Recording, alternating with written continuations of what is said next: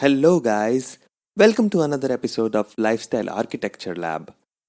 In this show, I talk about lifestyle design, financial freedom, and also dissect the process, behavior, and routines of the personalities who have designed a lifestyle of freedom for themselves.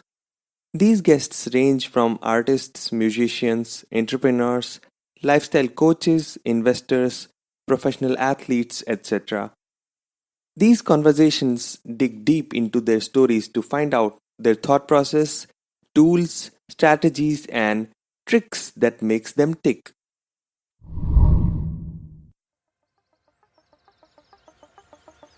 This is happening.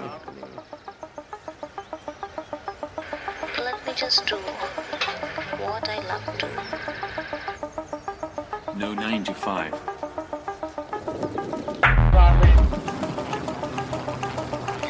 Eat that frog. You gotta work hard. Risk comes from not knowing what you are doing.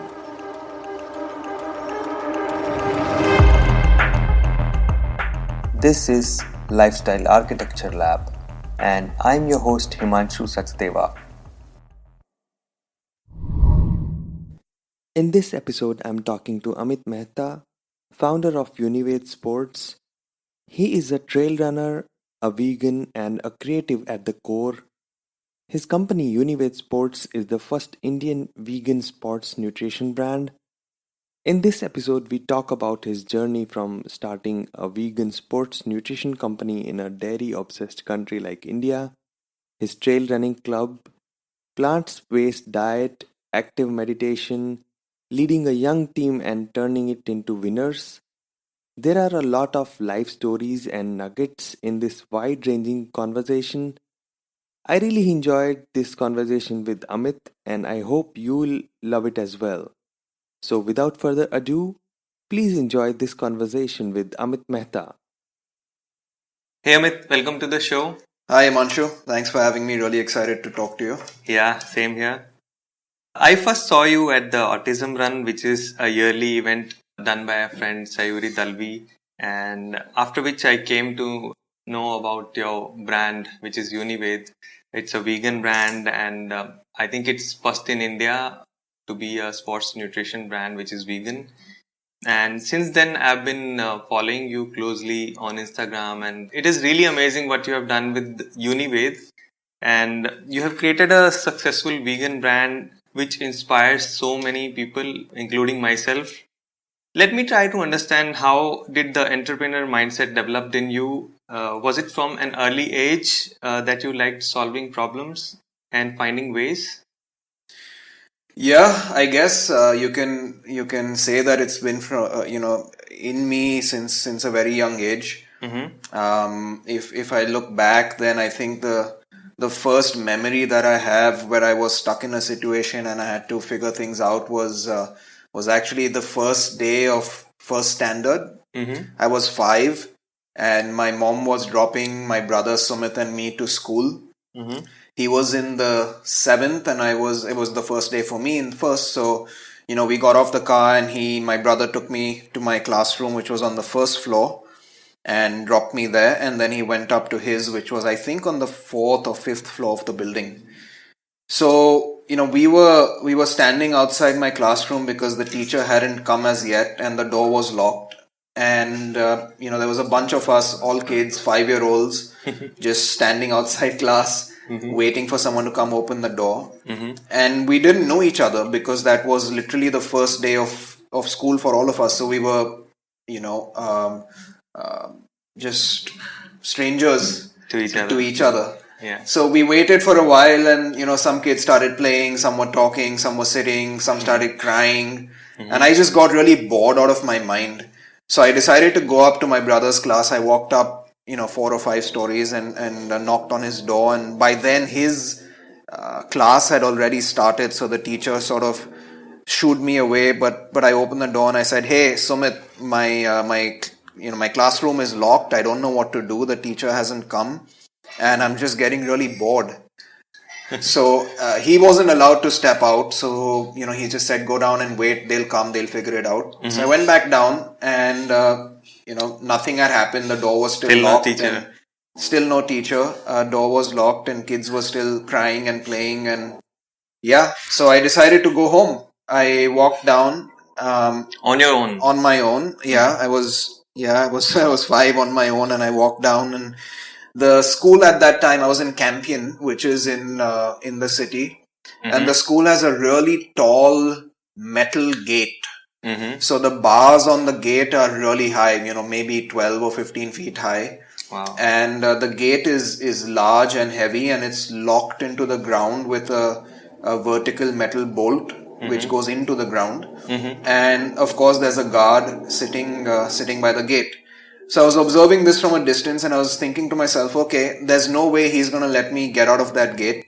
What can I do to move him from his position? So I thought of an idea, and I went running to him, and I said, hey, the dean or the principal's office is on fire. There's chaos going on inside. You need to rush. You need to help them. And this guy he fell flat out of his chair. Wow. His hat fell off his head, and he, sort of just gathered himself and his stick and his whistle, and he started whistling and running towards the building. And yeah, he was away from his position. And then I had to open the lock, which was really heavy, and it was bolted into the ground. So luckily for me, it was my shoulder height. So I put the sort of handle of the lock on my shoulder and lifted it with, by shrugging my shoulders up. Yeah. And the gate opened, and I walked out. The first thing I did was I found a random guy walking on the road, and I said, hey, can you take me home? And of course, he was a bit startled, and he said, you need to get back into the building and you need to go back to school. What are you doing outside? So yeah, this guy wasn't going to help me. So I just briskly walked away and then found an empty cab, stopped the cab, and I got in, and he's like, where do you want to go? So I said, I want to go home. And he goes, okay, where is your home? And I was like, I don't know the address, but I know the way. And I knew the way because for the last few years, I was coming with mom to drop my brother to school in the morning. So I had memorized the way. So I showed him the way home, and it's maybe a 10 or 15 minute drive from school to where I lived at that time. And we got to the building, and my grandfather's barber was standing down. I guess he had just finished cutting my grandfather's hair. So I got off the cab, and obviously I had no money. So I went to him, and his name was Dashrath, and I said, hey Dashrath, you need to pay the cab. And he goes, what? I'm not going to pay the cab. So I said, look, if you don't pay the cab off, I'm going to tell my grandfather to fire you, basically. So he paid the cab, and I went up, and I went home. And my mom was in her room, and I went in. I was like, hey, the teacher didn't come. So I got bored and I came home, and she nearly fainted. So she put me back in the, and she took me down, put me in the car. We went to school. She fired the principal and, the staff. And she's like, how can you let a 5-year-old leave the school on his own? What if someone kidnapped him? What if he got lost? What would we have done? And I guess that's where I announced myself as a troublemaker to the world, and that's the first. That's where everything waves. Started. Yeah, yeah, that's a great story. Yeah. Coming back to Unived, why did you start the company? I have been pretty active in sports since I was a kid. My father was a weightlifter, and in the 60s he was Mr. Bombay, so he was pretty involved in health and fitness and weight training. Wow. So we were brought up with a very strict focus on sports. He threw us into pretty much every sport that he could when we were in school. I played football for my school, college, university. My brother played football. Both of us played tennis. My brother started boxing when he was in Xavier's college. Wow. So both of us were pretty involved with sports when we were growing up. So you liked sports, or it was like thrown upon you by your father? No, it wasn't forced onto us. We were just involved in sports since we were kids, and then we grew up with that, so we loved it. We're both. Right. I mean, I absolutely love sports. Very competitive and very happy just going and sweating it out and playing something or the other. So sports was always a big part of my life. I joined the gym when I was 13. I was the youngest guy in the gym. Started weight training, became really big for a young guy. I think at 15 I was one of the biggest kids, in just not in terms of fat, but just bulked Muscles, up because yeah. I would go to the gym for a couple hours a day. Fitness and health and sports have From early age. always been Yeah. part of my life since I was young. And then I started getting more and more interested in food and what types of food to eat and how food plays an important role in our health and our nutrition and our performance and our recovery and so on and so forth. So food became a very interesting topic for me. Since school, you mean? Since no, I would say maybe since college. Okay. Because college is when I really started experimenting. So I'm born vegetarian. I was vegetarian Right. until I was in maybe in the 10th or 11th. Then I started eating a lot of meat, thinking I need protein, and that's where Wow. protein is going to come from. So you have eaten meat. I've eaten a lot of meat Oh. when I was in college, but Mm-hmm. very quickly got exposed to the real truth about food and how you can get more than sufficient protein just from vegetables. So I gave up meat a long time ago, went back to being vegetarian, and then obviously transitioned to being vegan. So yeah, that was my journey with fitness, sports, and food. And then I came of age and I had to work. So for me, it was a no brainer. It was just really easy to decide that if this is what my passion is, good food, healthy food, good nutrition, and sports. Why don't I put that together and see if I can make a business out of it, start a company with my beliefs, and see if we can do something fun. So that's how it started. That's amazing.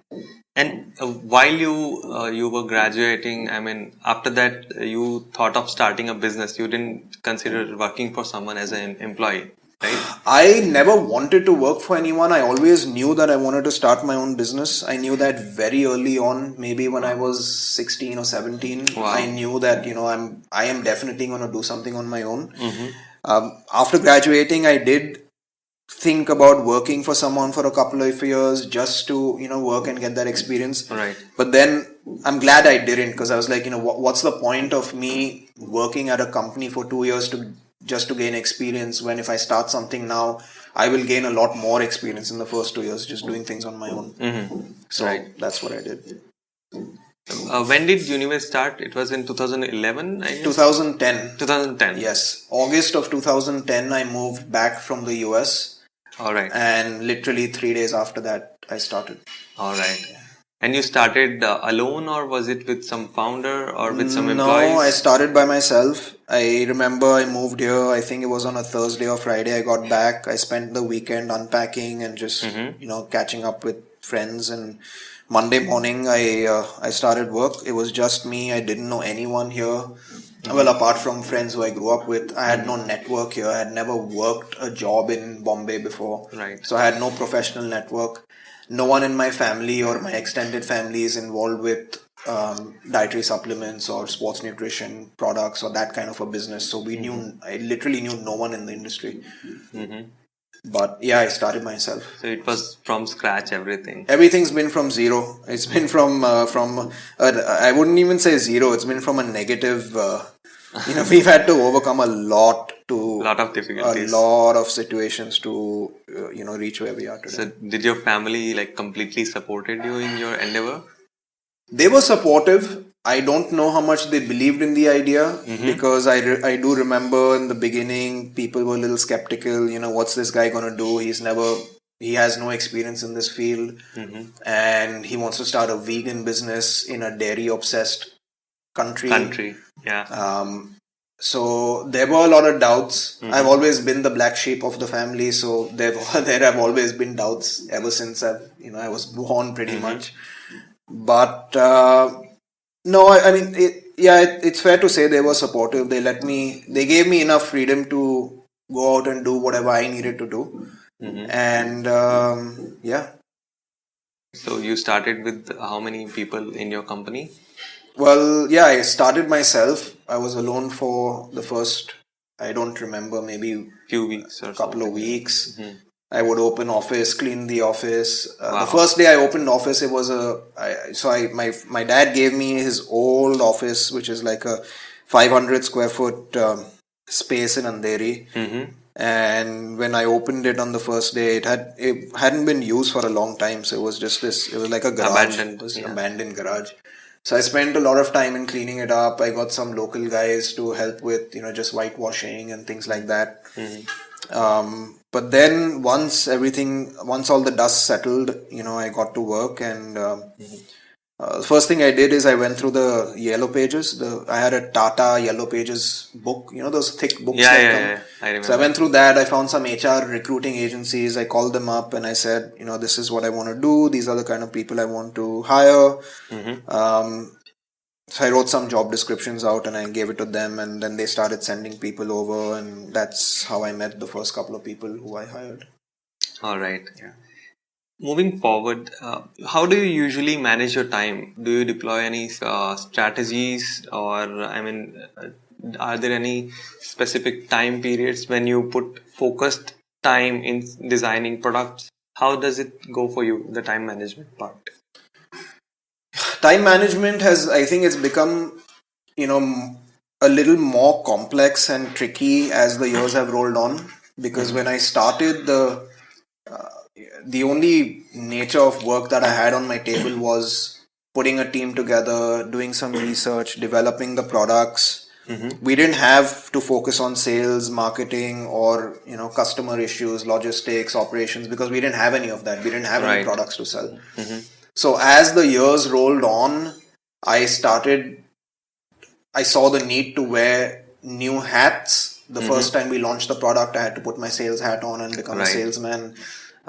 When we started shipping, I had to put my operations and logistics hat on. And now it's just that there's so much going on. So time management is a skill that is just being sharpened and sharpened with each day. I am up by 5 most days, sometimes earlier, and I work throughout the day. Even if I'm out on a run, or if I'm in the shower, or if I'm eating lunch, or whatever I'm doing, work is always going on in my mind. There's different types of work that go on at different times of the day. Right.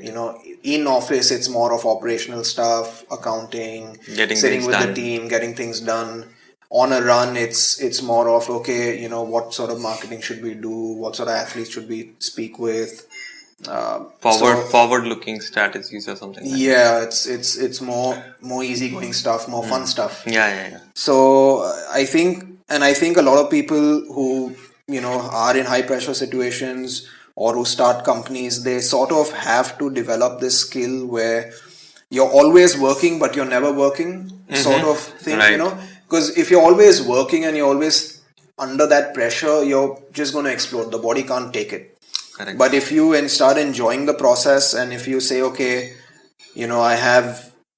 I have to figure out what kind of packaging I'm going to do for the next line of products. And instead of sitting in a room with a whiteboard and going over it, you just think about it while you're out on the trails having a good time with friends and running. You're still getting the work done, but you're sort of enjoying the process. And that's what I've gotten to. Developed basically. Yeah, that's what I've developed. And I think that's one reason why I'm still sane with all the work With all the pressure that I work have. that's Yeah. going on. Yeah. That's awesome. I mean, all the entrepreneurs who are working, they must be facing the similar problems, and you just have 24 hours in a day and you have so much to do. So it's like always on kind of mindset which you have to be in. It's always going on, and many times I dream about work. There are Wow. so many days, and I'm sure other people do it as well. I mean, there's so many days when I wake up and I've had a dream of sitting with the team and talking about something that's critical that happened that week. So it just goes to show subconsciously work is still going on, and sometimes the mind doesn't stop. So Oh, wow. yeah. What's your creative process while designing products?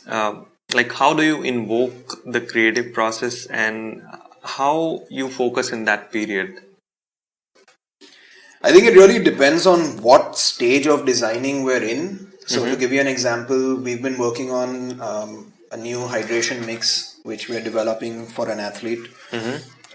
So when we're sitting and talking about the formulation and the architecture of the formulation and how the product is really going to work in the system, there's a very different approach and a very different mindset. Because we're working with ingredients, we're talking about ratios of simple and complex carbs, and then what is the maximum absorption of a simple carb in the gut versus a complex carb in the gut, and then how do you arrive at the ideal ratio, and then how much of that mix do you mix in water, how much water do you use, 500 ml or 600 ml, and then we look at, but then what are the average bottle sizes, Right. So there's a lot of that kind of stuff that goes in. But then when that chapter is over and we come to designing, say, the packaging of the product, then it's totally different. Then you turn the kaleidoscope and everything looks different, and you're in a more creative space. You have a little more liberty, and you're looking at colors, and you're maybe studying psychology as well. How is a customer, how is a consumer going to feel? What sort of emotions are going to be invoked in them if they look at this in a red packaging versus a blue packaging? Wow. How is it going to make their life easier if we design the pack in this way? So to give you an example, we were the first, I think we're the only company in India right now as well, but when we launched this, we were the first to come out with a half tear pack. Right. And that's something we thought of, because when you have sachets and you open them and you rip the entire sachet out, you're pouring it into a bottle, but the mouth of that bottle is really small. So the powder ends up spilling outside. Right. So what we came up with is we made a half tear sachet. So you still tear the entire sachet, but only half of it opens. Okay. And when half of it opens, the powder comes out like a small spout of water. Right. So it lands on a smaller circumference, and it matches, the circumference of the bottle or the mouth of the bottle, and so there's very little spillage. And people used it and they really appreciated it. So thinking of these things is also really important to us. Like, we put the consumers, in the center of everything. In the center of the whole designing process. And then when we do things like this, it makes our job a little more difficult, because when I came up with that concept, we sat with the packaging guys and the guys who print our pouches and do our packaging for us. And they've been in the industry for maybe a couple of decades. And they're like, we've never done something like this before. Wow. How are we going to do it? Because the machinery is not equipped to create a half tear. So then we had to sit and figure out the whole process with them. So, we're always doing a little more than someone else normally would. Than the normal standards. Yeah, I mean, otherwise you're just saying, okay, I want a pouch, this is what it's going to look like, and you talk to the printers and say, this is the dimension and give me a pouch. Yeah, right. But then this idea must have come to you while you were also using the product, right? While running. Right. So, like, that's the invocation of that process of generating some ideas about that. Right. Great. Yeah. That's awesome. Yeah.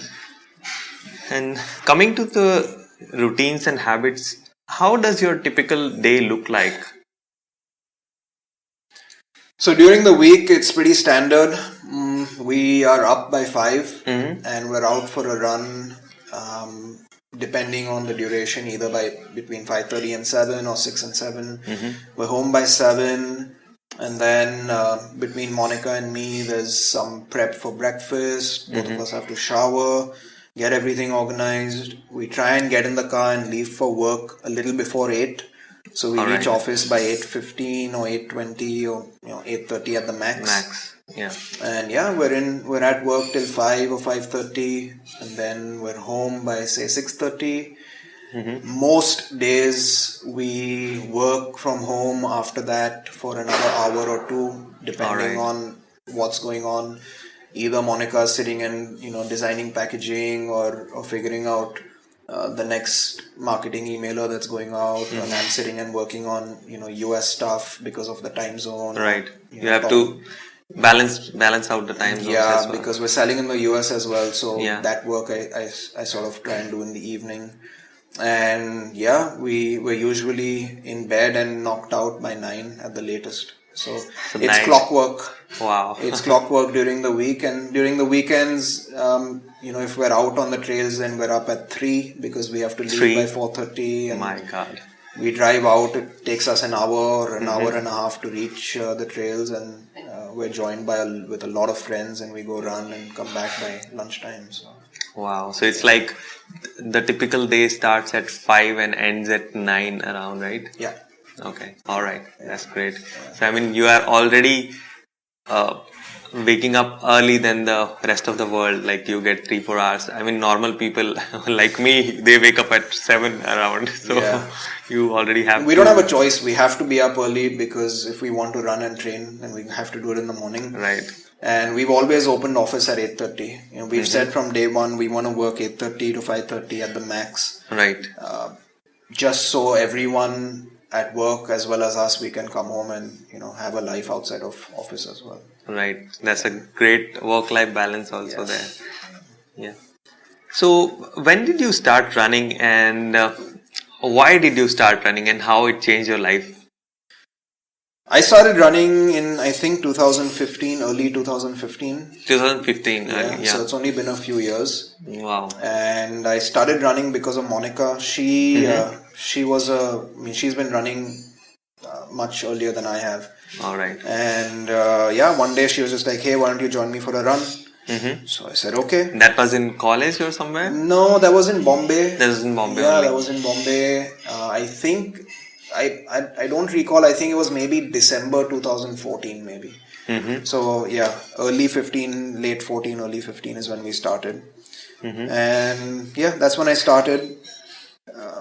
Just maybe a 1K, 2K in the beginning, and then moved up the distance a little bit. Couple of weeks after we started, we ran our first, or I ran my first 10K. Couple of weeks later. Couple of weeks later, that was in Chennai. We were there for an event, and we said, okay, why not run the 10K? So we did that, and it felt great. So, and that was in January, I believe. So in February, the same, again, couple of weeks later, we went to Auroville and ran a half. Right. And your first half was at Auroville? That was my first half. All right. And that felt amazing. And then after that, we've been running a little bit. Yeah. Great. Yeah. And what is the maximum distance you have run till date? The longest distance I've run is a 50 miler, which is 80 kilometers. 80 kilometers. Yeah. Wow. Although my watch said 86, but the course was supposed to be 80. Right. Yeah, so yeah, that's the longest I've done. Yeah. And do you have any specific race, like which was the best experience of your life till now? I mean, you have run many races till now in trails and otherwise. So any specific experience comes to mind? Not really. I mean, I've enjoyed pretty much all the races that I've run. Obviously, if I look back, then I wouldn't go back to a lot of the road races that I've run.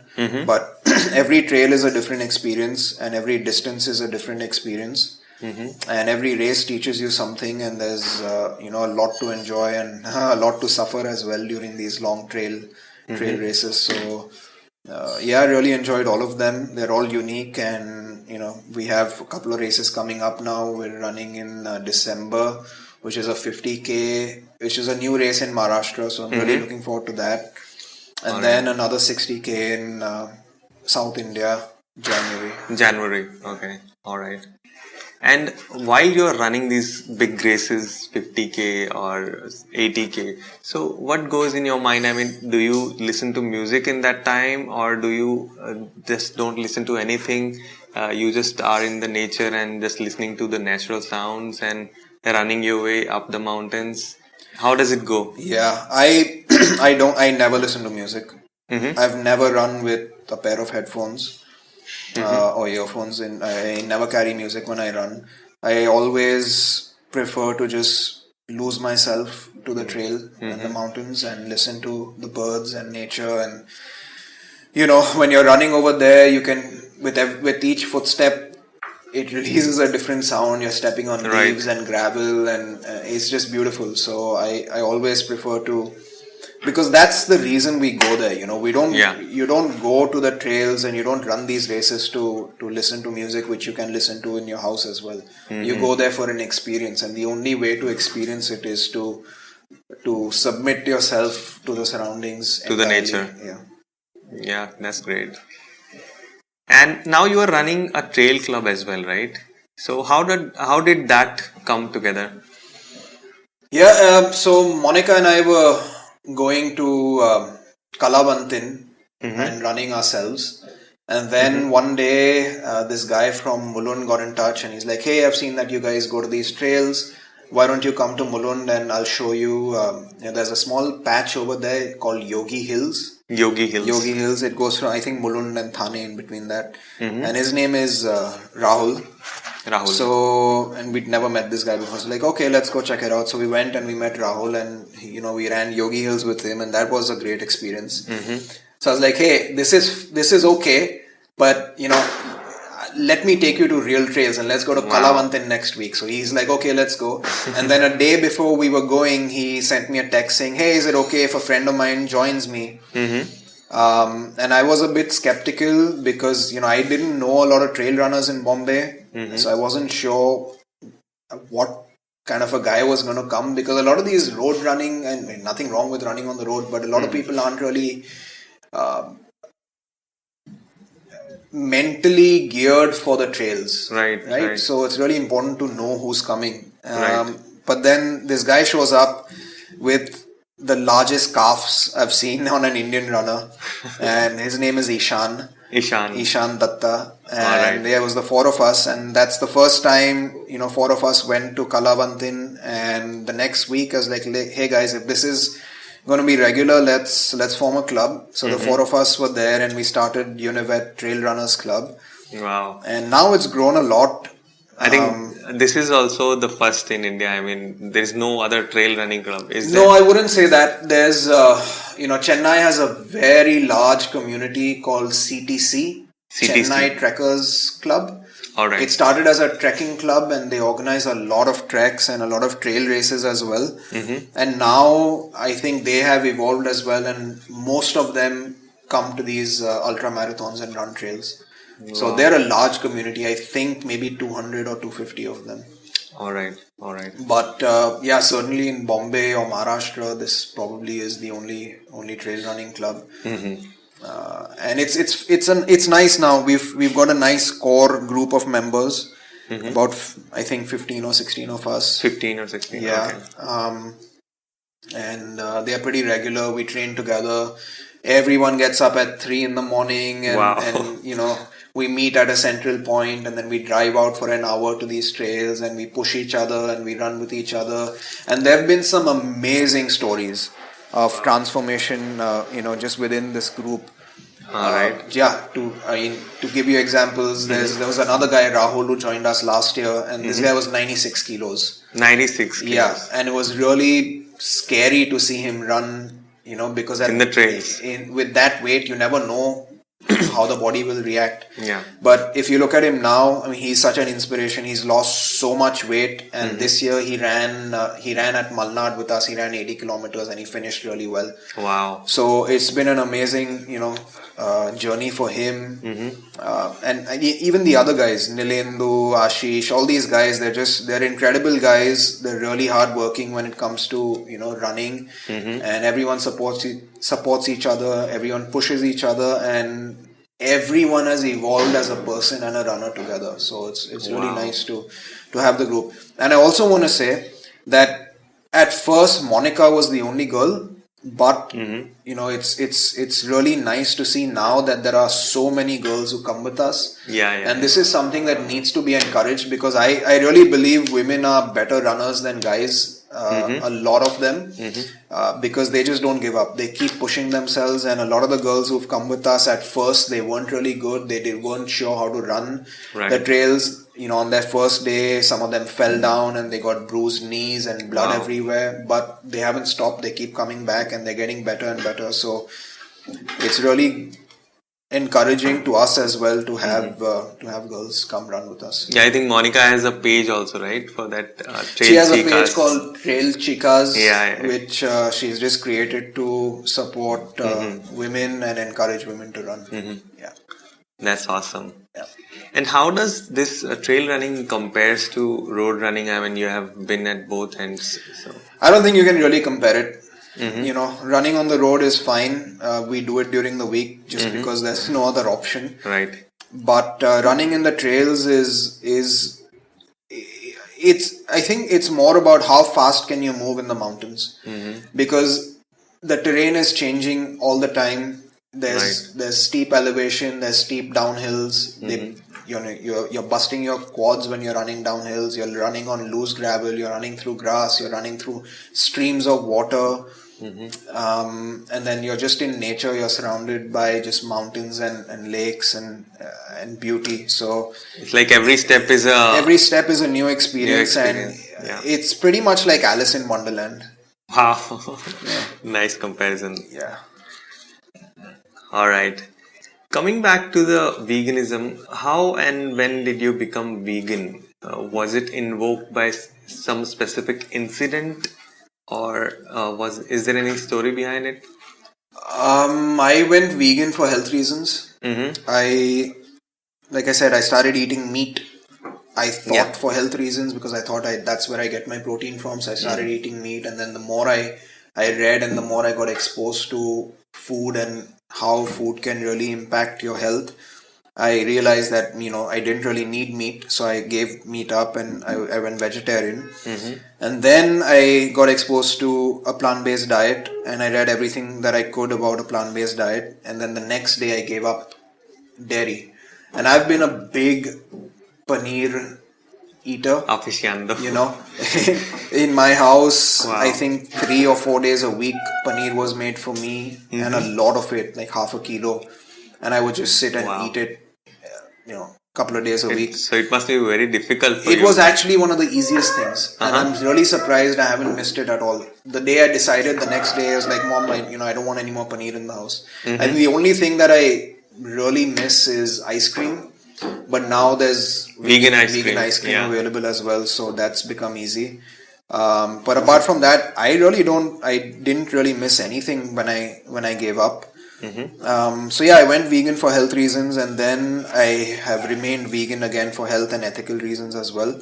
I think the whole ethical side to it is really important. People are not aware of the meat industry and the dairy industry and how animals are used and abused and treated, and just it's really cruel, and it's really sad to see that even today, with all the knowledge that's there in the world, there are industries and there are governments and there are corporations who just continue to propagate meat and dairy and egg consumption. And I think it's just really sad. So yeah. I mean, not yesterday, I mean, the day before, I was also talking to my parents because I also want to become vegan.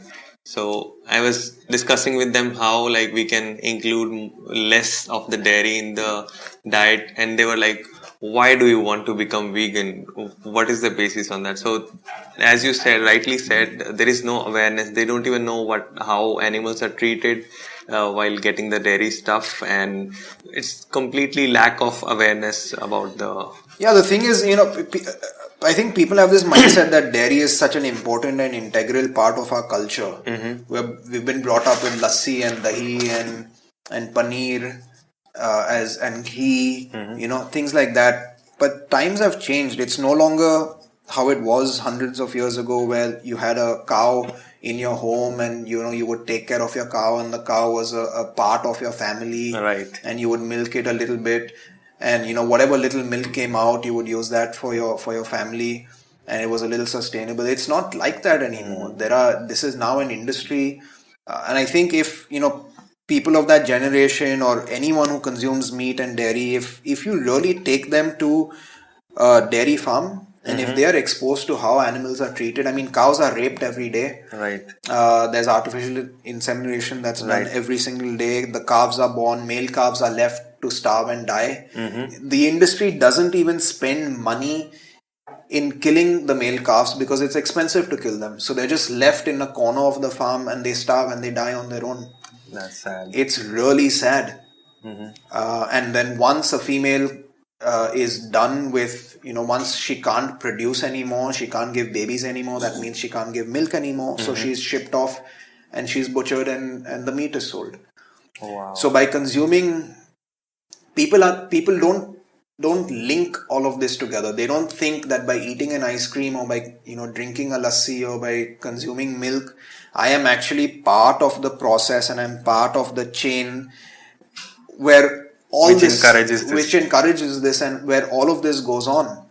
If you take them down the supply chain and if you involve them in the process and if you give them the injection and say, okay, inject the cow, or if you give them the rod of semen and say, okay, inseminate the cow, get this cow pregnant, and you give them the job of doing everything that goes on until the milk is out, I don't think they would survive that. You know? They would literally brutal process. They'd run away. No one can look at that.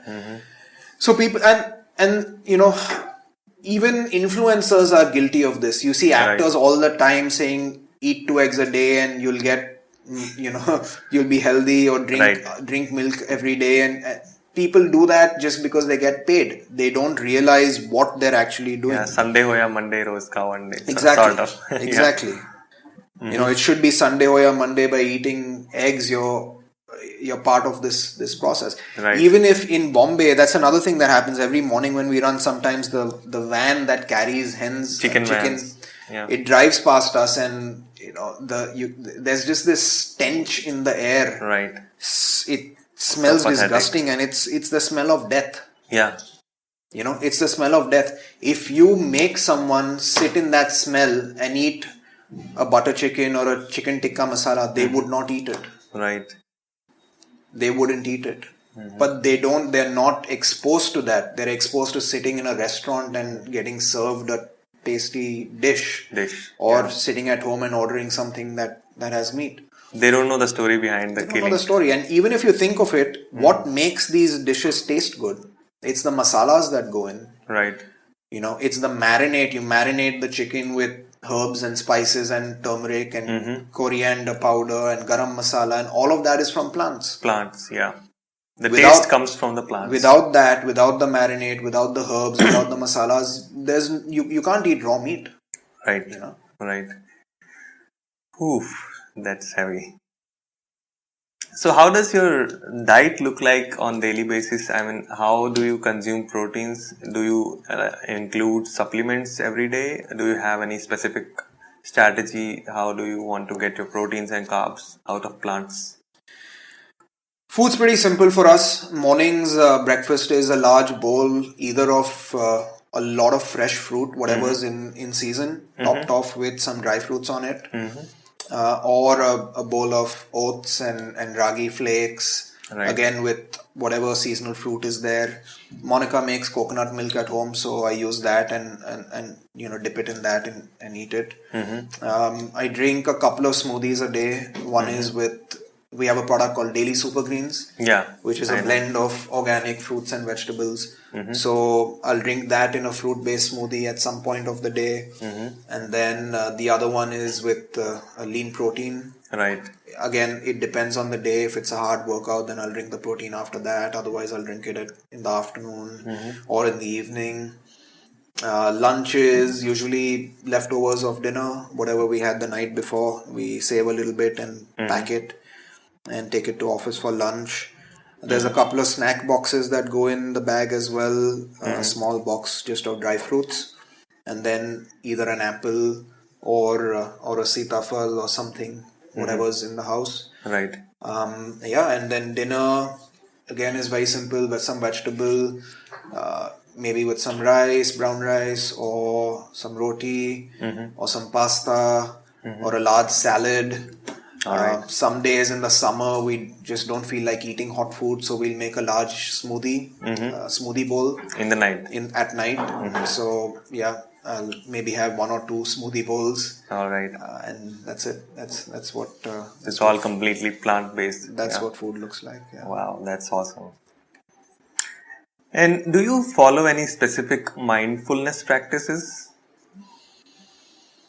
Yes and no. I don't do it to the extent that I would like to, and that's purely because of lack of time. And it may sound as an excuse, but that's the truth. There Right. just isn't time right now. If I had the time, I'd love to go to a park and sit there for an hour a day and just get away from everything. Unfortunately, there's no time, and unfortunately, there's no parks around here. Right. And that's one reason why I just dislike this city. Mm-hmm. But You don't like Bombay? I don't like Bombay at all. I think it's an overrated city. Yeah. Which city you like? I mean, love. Yeah, it's difficult to think of cities, mega cities in India. They're just overpopulating. It's become so difficult. When we were in school, Bombay was great because there was there wasn't the kind of population that there is today. Right. There was enough space. There was clean air to breathe, and you could go from one place to another without getting stuck in traffic. Now it's just chaos. You have to, I think 10 times before leaving the house. But coming back to mindfulness, it's now maybe just a way of life. You whenever you can, you calm the mind a little bit and think of things that de-stress you. I think of nature, I think of music, I think of rhythm, and that's a big de-stressor for me. So it de-stresses me, and I do that at night sometimes before I go to bed. So once I get into bed, I lay down in Shavasana position and just try and think of pleasant things. Right. And I'm knocked out. Wow. I wake up in the morning like a baby. So it's like always on kind of meditation, Right. active meditation basically. It's a lot of active meditation. All right. So now coming towards the company and your organization. So what are the most important decisions you are making on daily basis? I mean, as a leader of your organization. There's a lot of decisions that are made every day. It's difficult to say which is, it's difficult to sort of draw a line and say this one is more important than the other because frankly they're all important. Just going off of what's happening recently, we're talking about developing some new products. So we're trying to figure out, what kind of packaging we want, what is the material of the packaging, because some of this is hydroscopic, so we have to pay attention to that. What is hydroscopic? I mean, It's when the product is more prone to absorb moisture. And, there's a lot of humidity in Bombay and in India in general. So with moisture, it tends to cake. Right. How tang or something in the rains it becomes hard powder. So you cannot use it. You can't use. You can use it, but it's difficult to explain to a customer why it's caking. They would not understand. So we're trying to avoid that just by improving or using some different type of packaging that would prevent moisture from going in. We're talking about a couple of other product launches that are coming out next week. We have to buy some new machinery. We're actually buying 4 new machines for production. So do you analyze, I mean, if you have to go and buy a machine, so is there any research which is going on by your team and then you are getting some inputs and then you take the decision, or it's like right off the bat? Yeah, no, look, I'm blessed with a really good team. We have a core team that's been with us since the beginning. And they're really good people.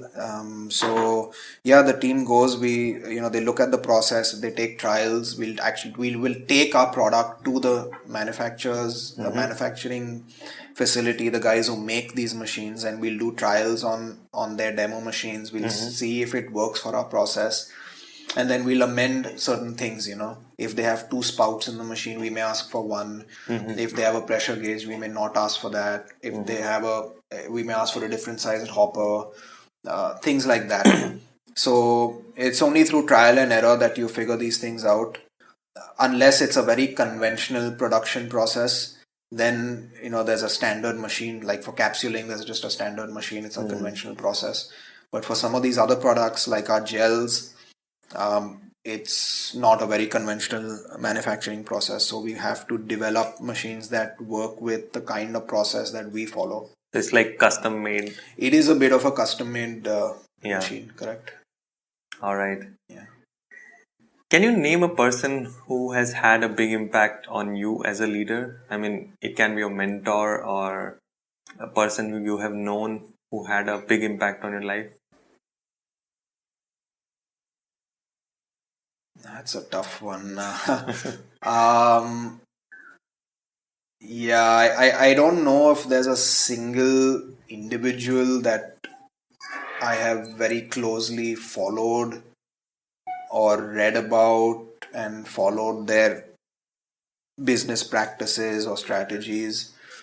But everyone in life comes across people who inspire them, and I've obviously come across a few people in my life who've taught me a couple of things that have stayed with me over the years, and who've inspired me to work in a certain way or to produce a certain quality.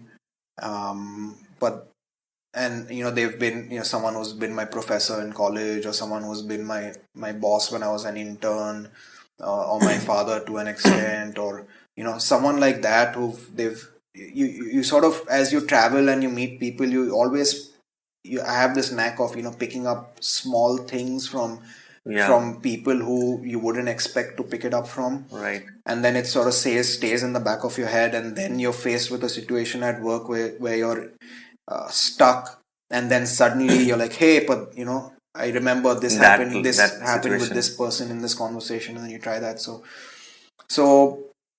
yeah, I think we as people, a lot of people focus on buying books that are written by these bestsellers and reading their processes and trying to implement those processes in their work, thinking that it'll work for them.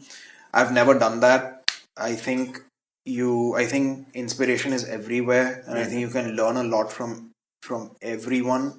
So if you're mindful of that, and you're just aware and curious and observant, and you're always observing how people are going on with their lives, you will always pick up bits and pieces.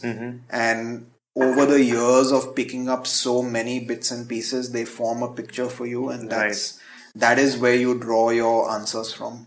That is where you look. That is what you look at when you're stuck. Wow.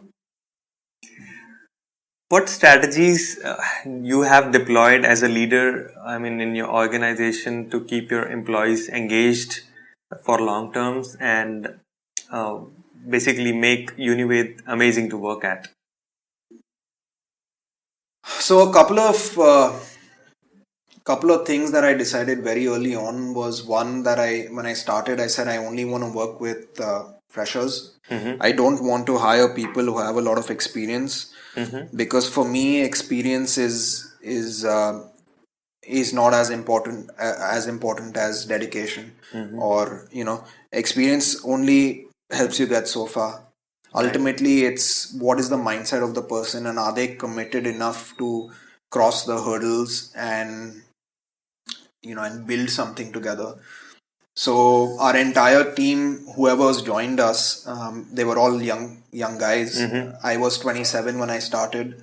Wow. The first guy to join me was, I think, 22 at that time. And then a girl joined, she was 23. Amai was 22, Vaibhavi was maybe 21. Really young. Monica was 23, I guess, when she came. And no one had years of work experience. Right. No one knew anything, frankly. For us, it was like jumping off a cliff without a parachute.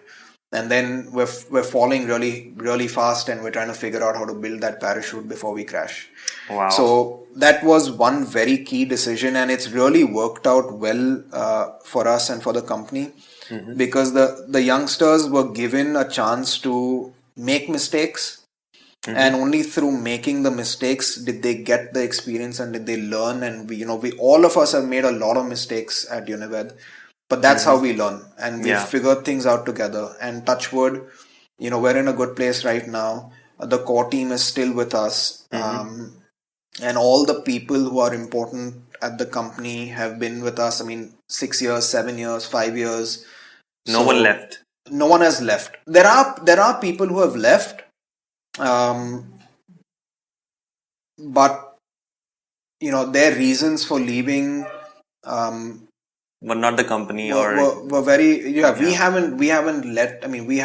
asked people to leave as well, people who were not performing.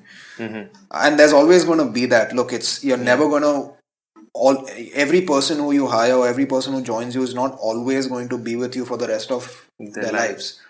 So that's another learning as well. It's part and parcel, and it's a process of someone may be with you for 2 years or 3 years and then leave. But I think the people who are there in the core team realize that you can make a career by jumping companies every 3 or 4 years, or you can make a career by staying with one company and being with it and experiencing the highs and the lows and the struggles and the triumphs and the sad and the happy moments together. So that itself is also a great experience and a great career. Sorry, what was the question again? Yeah, I mean, what do you do exactly to keep your employees engaged for long term? Yeah. So that's, I guess, getting young people and giving them these ginormous challenges has kept them really engaged, because they have so much to learn and so much to do. And then I have I don't micromanage. Everyone has their own roles and responsibilities, and they know what they're supposed to do, and they're given their own space and time to do it. Of course, if people are stuck, we sit together and we figure things out as a group. But people are given the opportunity to own a responsibility versus just being at a computer and doing a task every day. Not being an employee, but more of an owner of part of the company, right? Correct. That's great. And there is no hierarchy in your company. There's no hierarchy as such. We don't really look at positions, we do have an upper management which has naturally evolved. The guys in the upper management are the people who've been there the longest. So that's just a natural progression, because someone who's been there for 7 years or 8 years has seen everything from the start, has gone through all the processes, has seen everything develop. So the new guys who are coming in now have a lot to learn from them. So they are upper management. There's no question about that. And they are the leaders and the pillars of the company. So if that is hierarchy, if that's how you explain it, then maybe it is. But more than just a title on a business card, that's not how even the juniors look at them. It doesn't translate. We all it's a round table. We work together, we have fun together, we go for treks together, we dance together. So we were at an office trip just 3 weeks ago, and the youngest person who came was 21, and the oldest who was there is 50. Wow. And everyone was dancing and playing games. Who is 50 in your team, Amit?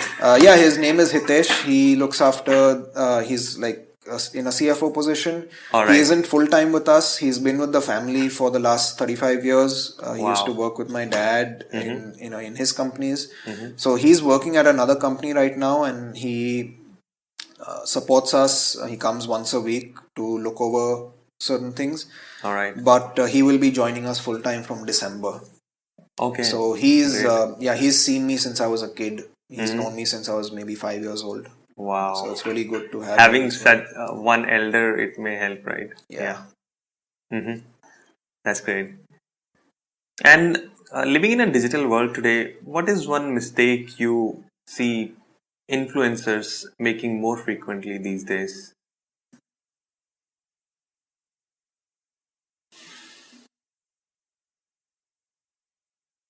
If you talk about influencers and mistakes, I think a lot of influencers end up selling themselves to products and services that they may never have used, and they really don't believe in just because they're getting paid.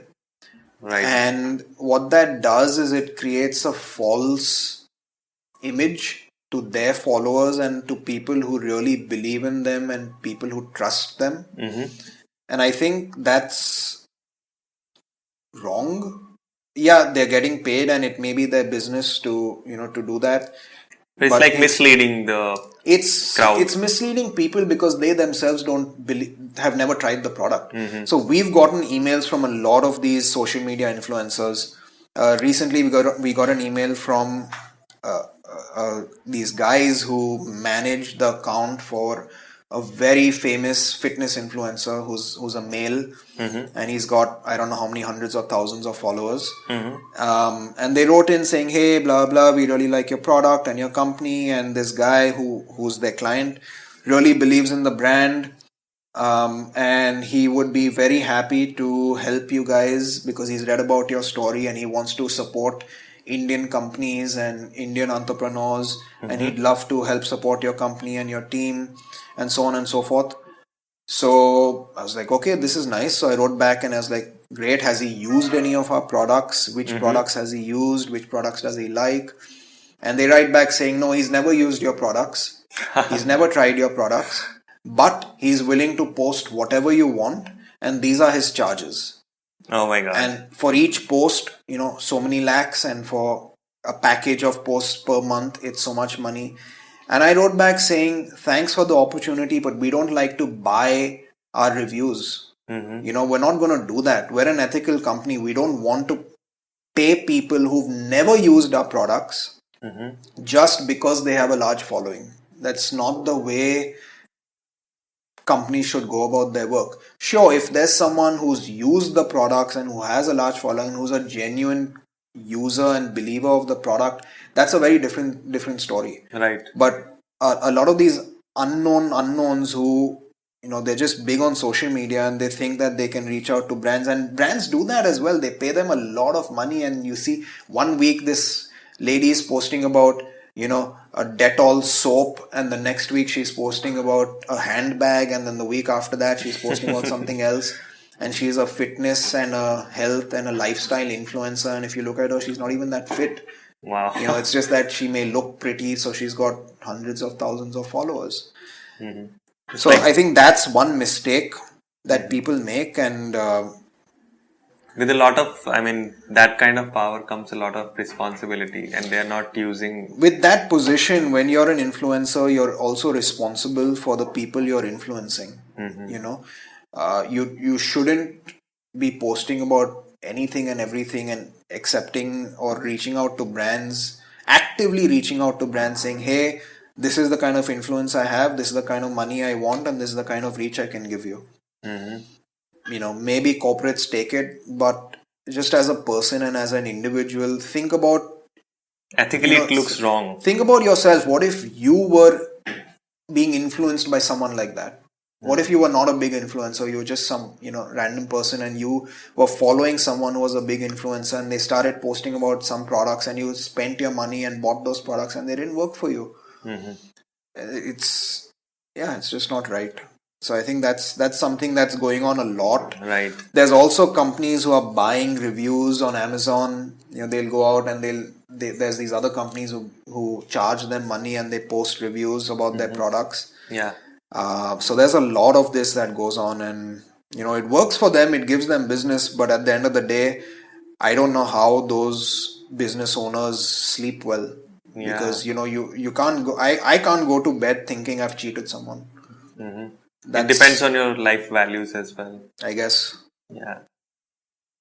Okay, so moving forward, what advice would you give someone who is going into the leadership position for the first time?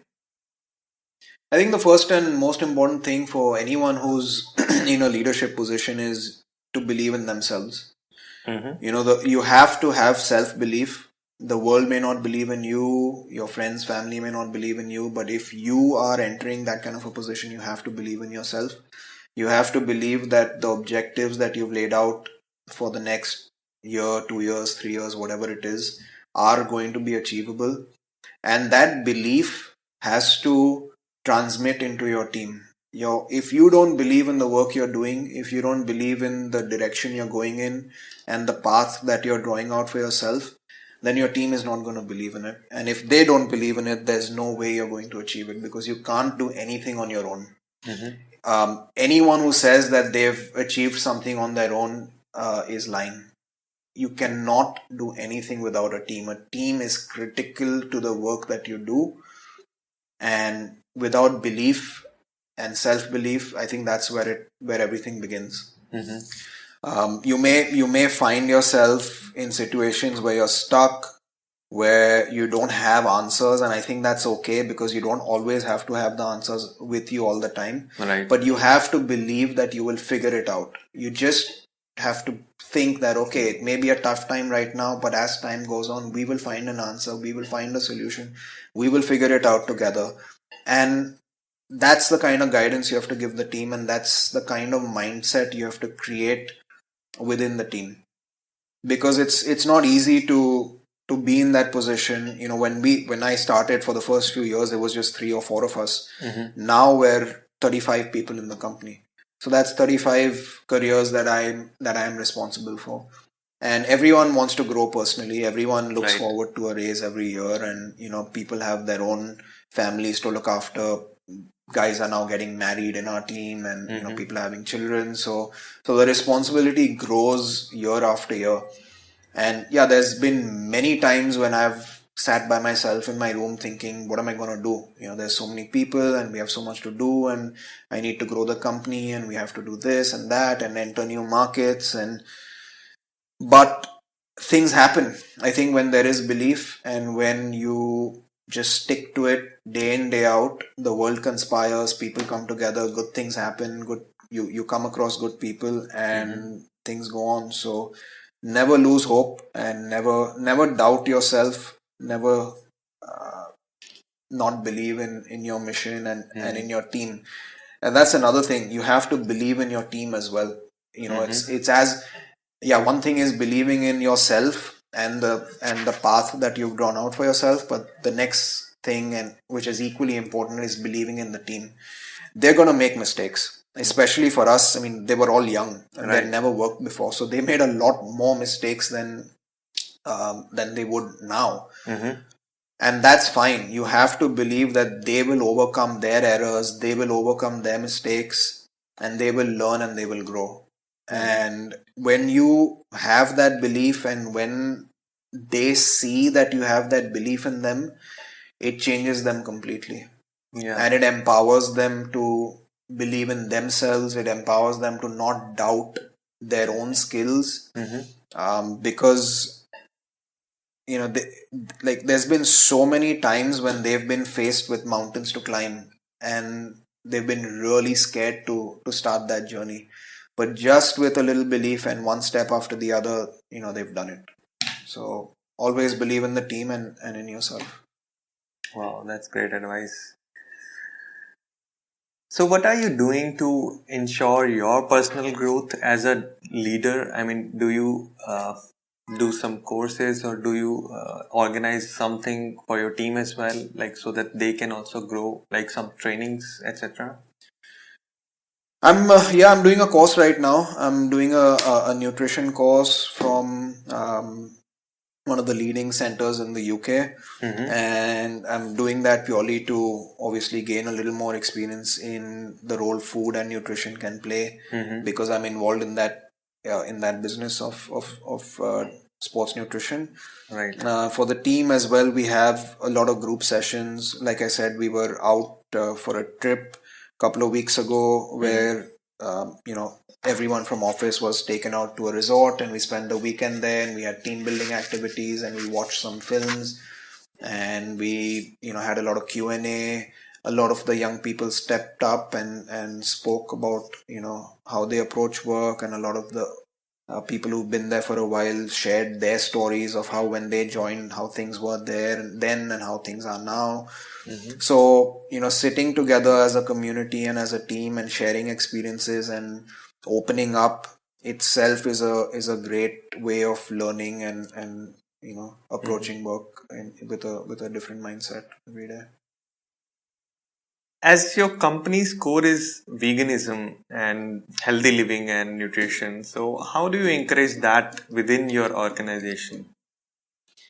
We're always talking to people within the office. There's a few people we have who are not very healthy. They're overweight and they have some knee problems and back problems and things like that. So we're always talking to them. We, obviously, we don't allow any dairy into the office. So people who drink tea and coffee, they have to drink it black. There are some people who love sugar in their black coffee. So what I've done is the little box in our pantry where we store the sugar. I put a label on it and labeled it poison. Wow. So every time the girls go and open that box and put a spoon of sugar into their cup, they read, poison. So I'm hopefully that will have some impact on them. But it's very difficult to change behavior and change habits. People have to change themselves, and the only way they will change themselves is if they really, see the need to change. So some of them have gone through health issues and they've therefore experienced the need to change, and they have changed and they're a lot healthier now. And some of them are still the same, and hopefully one day they'll make the change for the better. That's I think always it our depends on the individual himself or hope. Depends herself. on the individual. Yeah. All right. And how do you help a new employee who is joining you, like to understand the culture and the vision which you have for your organization? The culture in the company is very open and evident. Anyone who's new who joins us, just there sitting around with people and seeing how people work in the office and how they eat together and talk about work and joke around, and it's a very relaxed atmosphere. There's no official clothing. I mean, I go to office in shorts, and people know that they can wear whatever they want and come to work. You don't have to dress in pants and shoes and a tie. That has zero impact on the work, on the quality of work that you're going to produce. So it's a very relaxed atmosphere, but at the same time, there's a lot of pressure because there's a lot of work that's going on. So newcomers see both extremes. On one extreme, they see that it's very relaxed and it's very chilled out. And then on the other extreme, they see that there's a lot of pressure and there's a lot of responsibility and there's a lot of things that need to be done. So, they can't slack. And if they slack, they're going to be spoken to. So, yeah, it's a delicate balance of two extremes. And I think just learning to balance these two extremes of being free but still being responsible will teach them a lot and make them really strong people. Yeah, I mean, it's like a horse in a field. He has a tie around his neck and he's left, but he knows like when the rope ends, he has to come back. Can you explain the impact of social networking on your company and personally yourself? Social media is huge. It's the way the world is going these days. Everyone is on Facebook and Instagram and YouTube. So definitely those are tools that every company needs to understand and use efficiently if they want to gain the maximum benefit out of using those tools. And it's changed things for us as well. We've been able to reach people globally because of social media. People see the kind of work we're doing, and we interact with a lot of people who otherwise we would not have been able to get in touch with. Right. So it's definitely really important to us. Like Hayden is like you found him through. Yeah, I found Hayden. So Hayden Hawks is an elite ultra marathon runner. He's currently ranked third in the world for ultra marathon running. And yeah, I found him. I found him on Instagram. It's crazy. Wow. I saw a video on YouTube of him running. It's one of the famous videos where Zach Miller and Hayden Hawks are running a race. It's actually called Miller versus Hawks. And all right. I knew about Zach Miller, but I had no idea who Hayden Hawks was. So I watched the video and I was like, who's this guy Hayden running after him, So I looked him up and I found him on Instagram and I left him a message. And he got back to me and then we started talking. And wow, it's just crazy how the relationship has evolved because obviously we didn't know each other. Yeah. He signed on with the company as an athlete last year. And he's a pretty big guy, so he had the opportunity to sign with a lot of nutrition brands, but he picked us. And then I was in the US last year. I got to meet his family. I stayed with his parents and I stayed at their home. Wow. This year he came to India to run Malnad Ultra and he stayed with us. And we've gotten a really nice relationship and a bond going. And we're really excited to see what the future has, because as a company we're developing a product for him, and we're going to launch a signature series of products. The first product is going to be a hydration mix, which is going to be a product that we've made for him. Made So- for him specifically? Well, it's not made for him. It's a product that is going to be available for everyone to buy and use. But it's part of our signature series where we're co-developing products with athletes. So inputs from them and their Inputs from him, experiences. and yeah, it's the packaging will have a signature on it, and it'll be a Hawks product. Wow. So we're really looking forward to that, and we've spoken about a lot of things, and I think we'll be working for the life of this company together. Awesome. He's a vegan also, right? No? He's vegetarian. He's toyed a lot with being vegan, and before he left Bombay a couple of weeks ago, he's like, I think this is it. This is the last time I'm consuming dairy. So maybe he's gone vegan now. Going back to veganism. Yeah. All right. And how do you market your products? I mean, is the whole strategy now shifted to online and social media platforms, or are you still making it to the stores, offline stores? No, we're not in a lot of stores. When we started out with stores. I had a sales team. I had 9 or 10 guys on the field, and we were, because we have a supplement side to the business as well. It's not just sports nutrition. We do a lot of supplements like calciums, vitamins, minerals, omega-3s, products for cholesterol, products for joint pain, arthritis, coenzyme Q10, libido products. So for that range, we used to go out and market to nutritionists and doctors, and we had distributors, we were in pharmacies, and that was driving the business. We focused a lot on that. The online side was really small at that time for us. Right. But as things evolved, I just realized that it was not sustainable for me. I didn't want to spend my time managing 9 or 10 salesmen, Right. talking to them every day about how many people they visited and what the feedback is and what did this guy say and what did that person say and when do we need to go here. And I would go with them to work. We'd be standing outside a doctor's dispensary for 4 hours, and then he would call us in for a minute, and I'd get to talk to the guy for a minute, and then he'd say, okay, next. Oh my God. So it was a complete waste of my time. I felt that my time could be so much better used in different areas, which would really help the company. So one day I just decided to let go of all of them, and we shifted the focus entirely from stores to being an online e-commerce company. And now we're primarily online. That's majority of our business, and it's done well for us. It was a good decision. We've grown a lot. We're a much larger company today with 0 salesmen than we were a few years ago with 10 salesmen.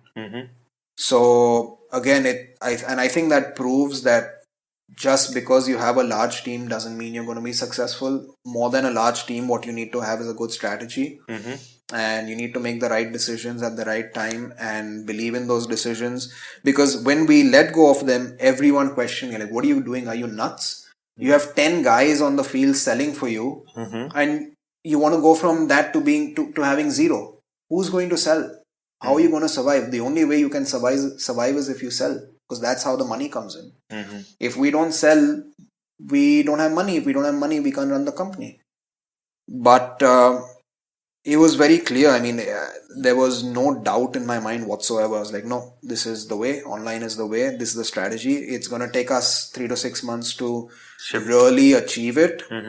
But I don't see any reason to continue in the way we're continuing. It's just a waste of time for me. I have better things to do with my time. So we shifted it, and touch wood, it's worked out beautifully. Right. Yeah. And talking about you wearing many hats in the initial days, like we were discussing the other day, you also used to visit the stores, right? Yeah, I was the first salesman for the for the company, and I think I'm still my company's main salesman. I used to, when we launched the products in 2012, we started with 5 stores in Bandra, and I chose Bandra because that's where I live. So we put it in 5 stores. Serenity was a store back then. It's shut now. And then Solanki Chemist, I think. And we were in Bandra Nature's Basket, and then 2 other stores. I don't recall their names. But the reason I picked Bandra was because I would go to work and I'd only be home by 6 in the evening. And the only way I could go to the store to check the stock and to interact with their staff to understand, how the product is doing is if the store was close to my house. Because I had no time to travel in the evening. Right. So that's what I did. And I would call these guys from work saying, how's the product doing? Is it working okay? Are customers buying? Are you getting repeat purchases?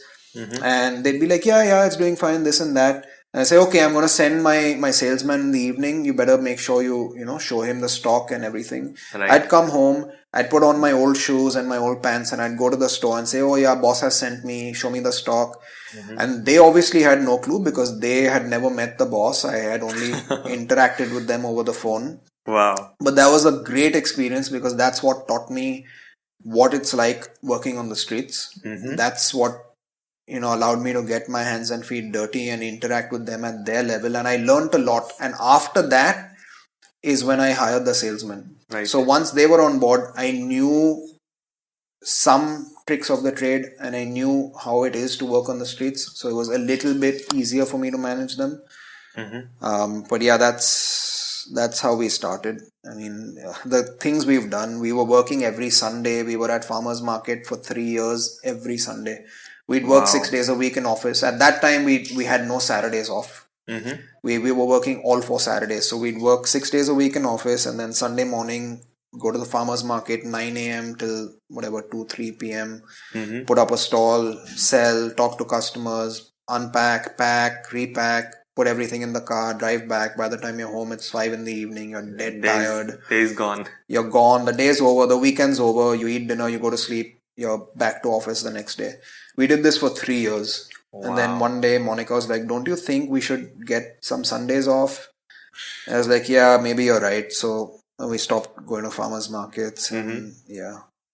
Must be exhausting. Yeah, it's been an exhausting journey, but it's Yeah. been a lot of fun. And It has also been an adventure of a lifetime. it's been an absolute adventure of a lifetime. It still is. I mean, every day there's something new to learn and to experience. And of course, we wish we had some more free time to ourselves where we could just, get away from work and just go and enjoy things. But we also realize that now is not the time. We're at that age where we have to build the company, and you go through phases in life. When you're a teenager, you're not working, you're just having a blast. And then you enter a different phase where you need to work. And for us, I mean, for an entrepreneur, you have to create a base and create something for yourself for the future. So that's what we're busy doing. Right. But thankfully we love it and we're involved in it whole and soul. So it's not a torture for us. We enjoy doing it. Yeah. That's awesome. Yeah.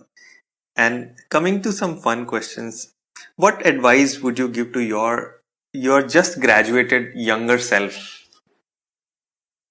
Follow your dreams. Go out there and do what you want to do.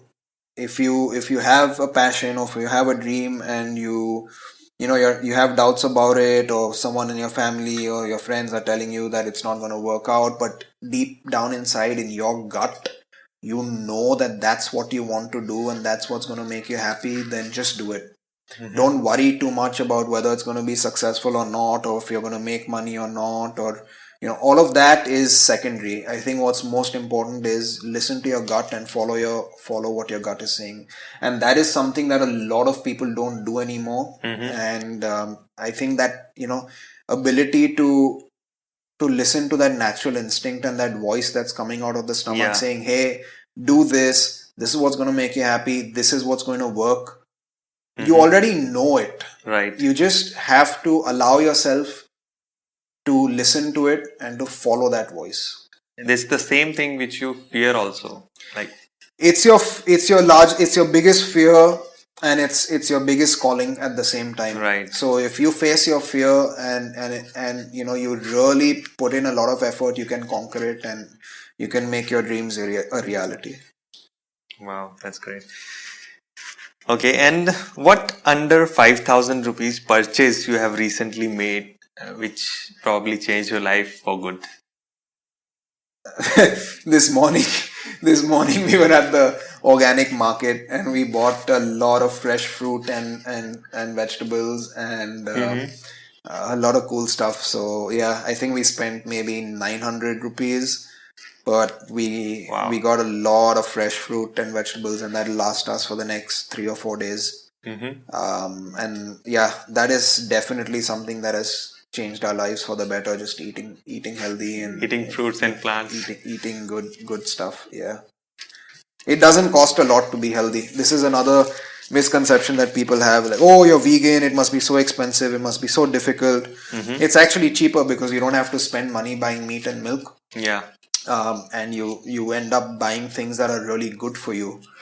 So it's really easy, and a lot, it's affordable to be healthy. It's not difficult. But when you switched from milk, was there any changes to your body which you felt? I never really consumed milk by itself in any case. The only I would only consume dairy either through paneer or through ice cream or through pizza, cheese and Alright. pizza. That's it. But yeah, when I gave up, the first thing I noticed was my recovery. I was just recovering so much faster from my workouts than I was previously. I wasn't lethargic. I had a lot more energy in the day than I would previously have. I became lighter, leaner, faster. I was thinking faster. I was thinking with a lot more clarity. I was sleeping better. These are all things that I have experienced after I went vegan. All right.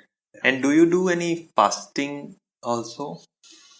I mean, I don't do intermittent fasting or yeah, something like no, I mean, intermittent fasting is great. I really believe in it. I don't do any planned fasting, but just by default, I end up fasting because I will eat dinner by 7 at night on most days. And then the next meal I eat is breakfast, maybe at 8, quarter to 8 in the morning. So between those hours, I do not consume any food. All my runs in the morning are empty stomach. Empty stomach. Yeah, because I mean, I wake up, I don't really feel the need to eat. I just go out and I exercise. So by default, yes, I end up fasting for those for about, I guess, 12 hours. Yeah. Okay. And any book which you have gifted often? Do you gift books? I don't gift books. I really don't gift books to people. I've read a lot of books, and I've picked up a lot of things from a lot of books. Yeah. Any specific book you would like to recommend to the audience? There's a lot of books that have been important books to me in my life. One is Autobiography of a Yogi by Paramhans Yogananda. I read that book for the first time when I was in the 7th. Then I've read it, I think, 3 or 4 times after that. And each time I read it, I learn something new. It's a beautiful book. Art of War is another book that's really good. I'm about to start this book called Consciousness. Yeah, my uncle was reading it, and I was at his house yesterday, and so I'm about to start that. Yeah. All right. Yeah. And what does failure mean to you? And is there any favorite failure which have occurred to you, which you always will remember? Failure is everything to me. I've failed in most things that I've done in my life. I've been a terrible student. I failed in my 7th. I had to repeat it. I failed, I think, my 11th in college as well, and then I paid my way through that. But then things changed. I graduated with honors at university in Australia, and then I was in the top percentile at my MBA in the US. All right. But then with Unived as well, I've made a lot of mistakes in the beginning, and we failed with a lot of projects, maybe product projects that we had or strategies. But I think that's the best teacher anyone can ask for is failure, because it really teaches you a lot.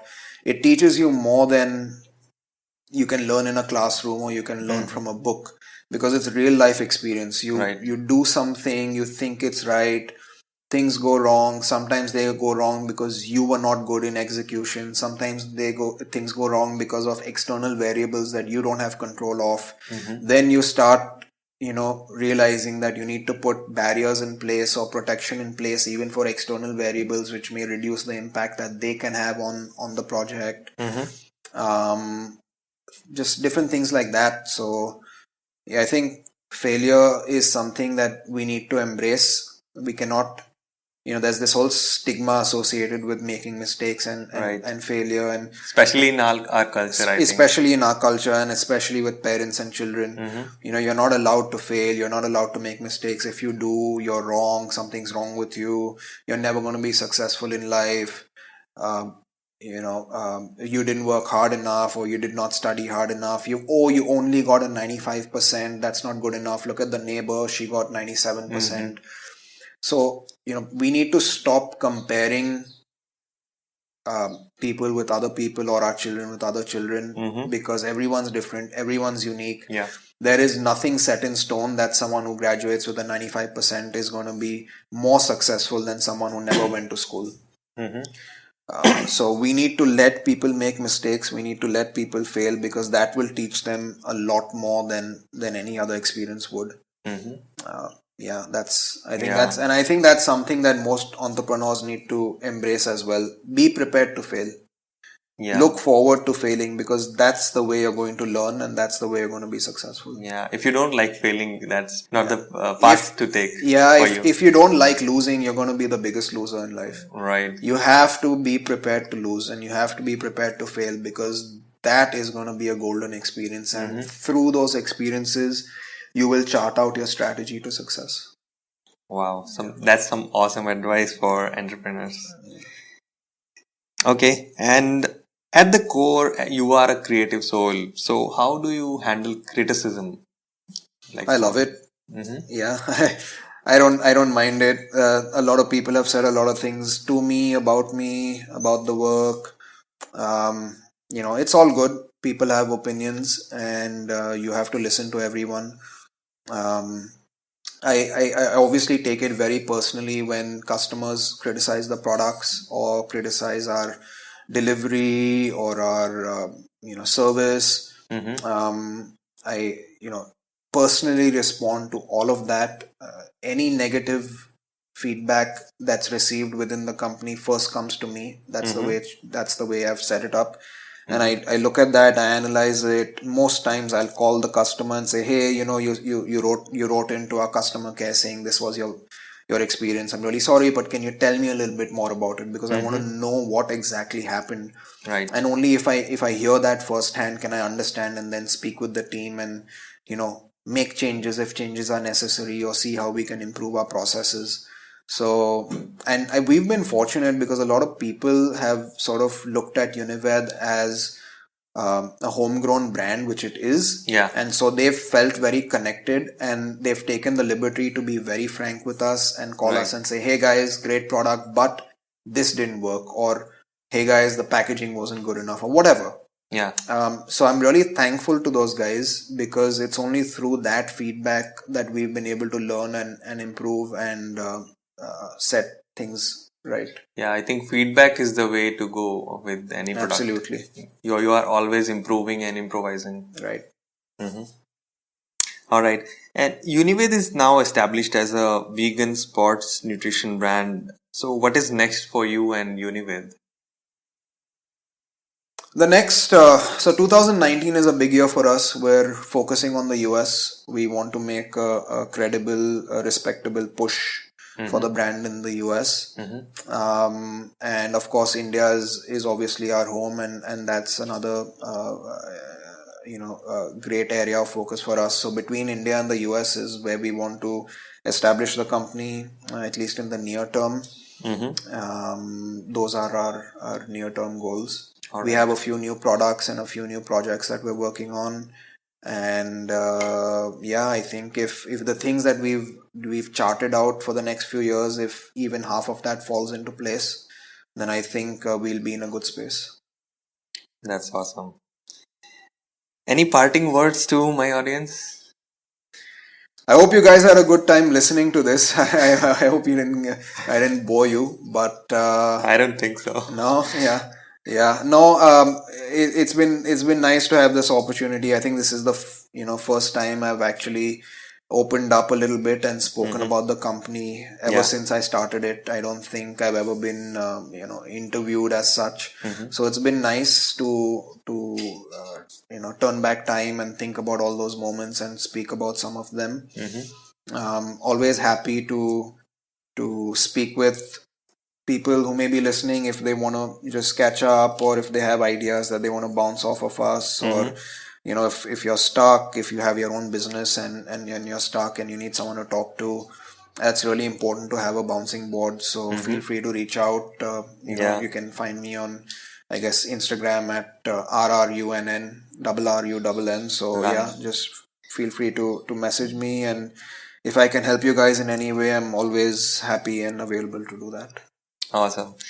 It was great talking to you, Amit, and I think you have already mentioned the place to go to Instagram. And is there any other website or place you would like people to go to if they want to look at the products or your story, probably? Yeah, if you want to see the products, our website is unived.in. So it's UNIVED.in. Our Instagram is at Unived Sports. All right. These are the two places where you can see our work, and obviously you can write to us on our contact us page if you need any assistance. All right, so I'll share all this good stuff and all the things from the episode and these links as well in the show notes of this podcast episode. Thanks for making the time, Amit. I really appreciate it. Yeah. Thank you. I think it's really nice that you're reaching out to people and allowing them or giving them an avenue to share their stories. So it's awesome that you have this podcast, and I wish you all the best. Thank you. Yeah. Hey guys, this is Himanshu again. Now, before you move on, here's something I want to share with you. I have one weekly newsletter which is called Saturday Pentacle. You can think of it as a weekly one-page magazine for the curious minds, where you'll find 5 awesome things which I've been pondering on in the last week. It may contain popular articles, blogs, photographs, Instagram posts, books, videos, products, or thoughts. It's completely free. If you want to get it, just go to himanshusachdeva.com. That's my name, himanshusachdeva.com, and drop in your email. You'll get the very next one. I hope you enjoy it, and thank you for listening.